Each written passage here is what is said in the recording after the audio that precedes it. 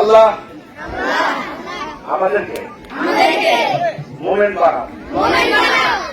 আমরা তোমার রাস্তায় সংগ্রাম করতে চাই।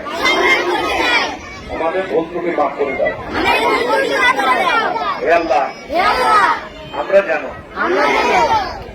বাবা মায়ের আদেশ পালন করতে পারি সে তৌফিক দাও। আমরা মিথ্যা কথা বলবো না, কাউকে ধোঁকা দেব না, গালাগালি করব না, চুরি করব না। চুরি করা মহাপাপ। হে আল্লাহ, আমাদেরকে সুস্থ রাখো। আমরা যেন মানবতার কল্যাণে নিজেকে উৎসর্গ করতে পারি সেই তৌফিক দাও।